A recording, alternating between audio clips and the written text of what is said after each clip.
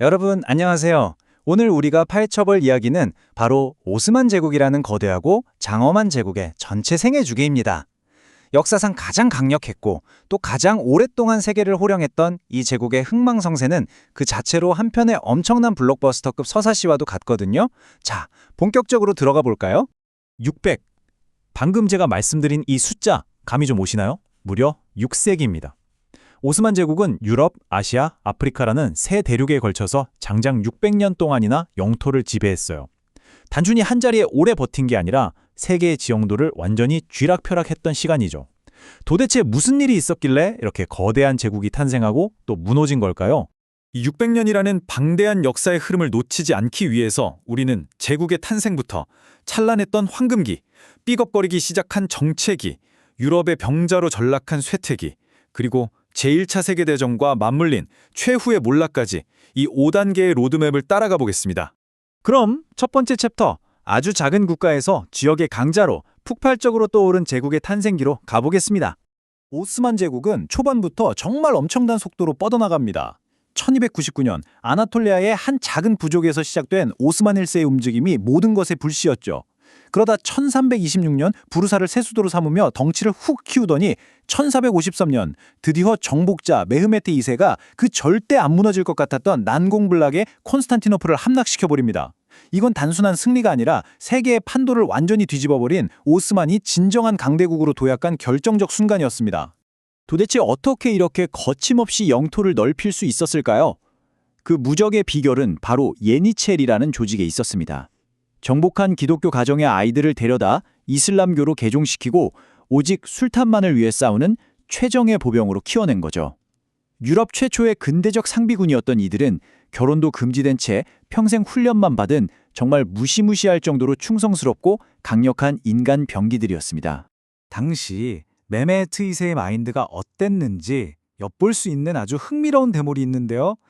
그는 자신의 앙숙이었던 왈라키아의 블라드 드라큘라가 보여준 끈질긴 저항을 보며 깊은 존경심을 표했습니다.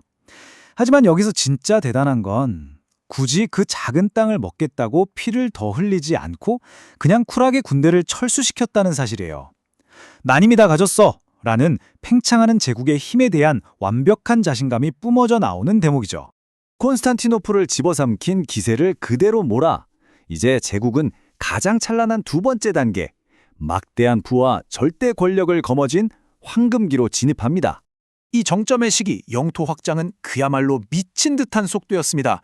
1517년 셀림 1세 때는 무려 한 번에 영토가 70%나 넓어졌거든요.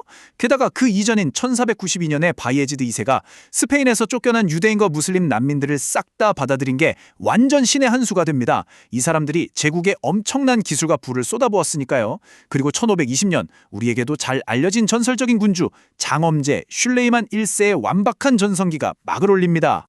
여기서 슐레이만 대제가 어떤 인물이었는지 보여주는 묘한 일화가 하나 있습니다. 모아치 전투에서 헝가리 군대를 완전히 박살낸 뒤에 전사한 헝가리의 젊은 왕을 보면서 남긴 말인데요. 전장을 휩쓰는 자비 없는 정복자이면서도 젊은 왕의 안타까운 죽음 앞에서는 깊은 연민을 느끼는 모습. 이 최고 권력자의 매력적인 이중성, 정말 흥미롭지 않나요? 그런데 말이죠. 여기서부터 뭔가 심상치 않게 삐걱거리기 시작합니다. 아까 제가 초기 제국의 1등 공신이 엄격한 예니첼이라고 말씀드렸잖아요. 이 충성스러운 엘리트 부대가 시간이 흐르며 어떻게 변했는지 아시나요? 자신들의 이익만 챙기는 부패한 조폭 집단으로 전락해버립니다.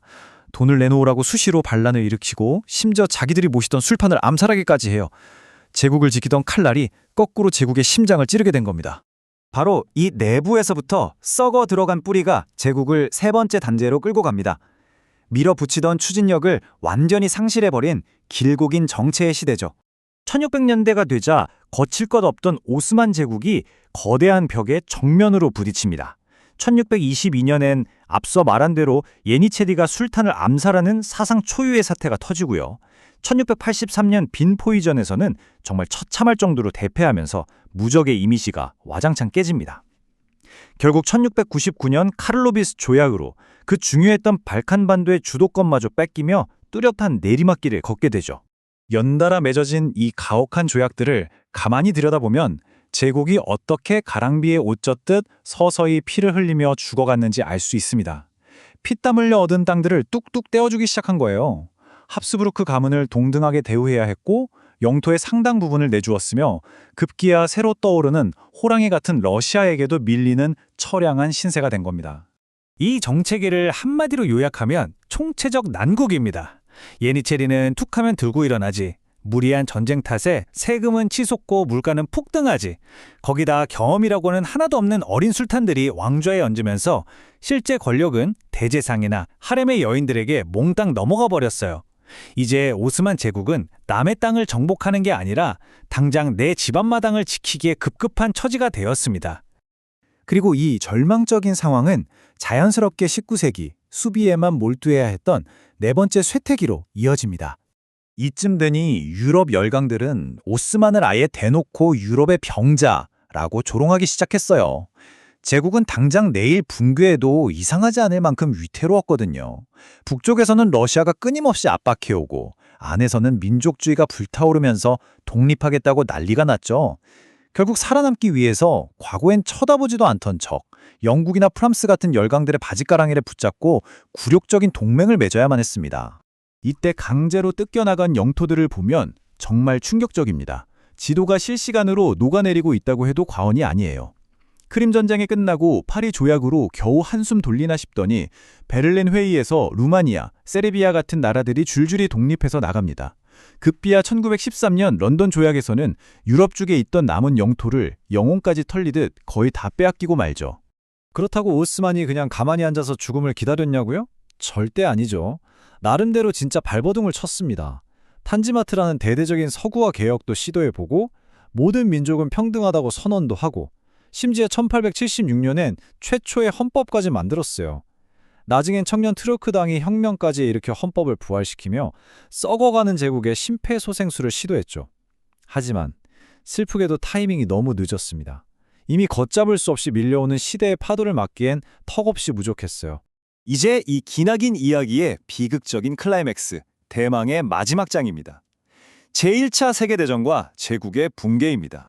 600년을 버텨온 거목의 숨통을 완전히 끊어버린 최후의 일격은 딱 3가지 단계로 아주 빠르고 냉혹하게 진행됐습니다.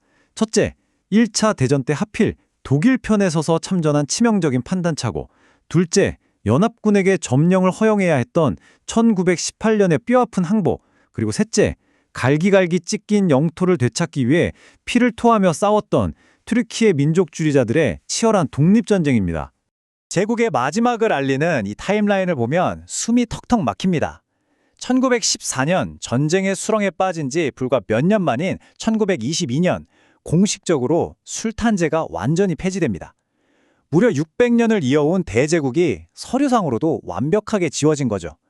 그리고 이듬해 1923년 그 거대했던 오스만 제국의 빈자리는 무스타파 케말이 세운 현대적인 튀르키예 공화국으로 영원히 대체됩니다. 자, 이렇게 오스만 제국의 스펙터클한 일대기를 모두 살펴봤습니다. 어떠신가요? 한때 세상을 호령했던 혁신적인 군사력과 어마어마한 관용으로 대제국을 이뤘지만 결국 내부의 고마 터진 부패와 한 발 늦은 개혁 때문에 와르르 무너져 내리고 말았습니다. 그렇다면 오늘날 세상을 주도하는 현대의 강대국들은 이 뼈아픈 오스만의 몰락에서 과연 무엇을 배워야 할까요? 역사는 반복된다고 하죠. 과연 남의 일이기만 할까요? 오늘 준비한 해설은 여기까지입니다. 이 질문에 대해 여러분도 깊이 한번 생각해 보시길 바랍니다.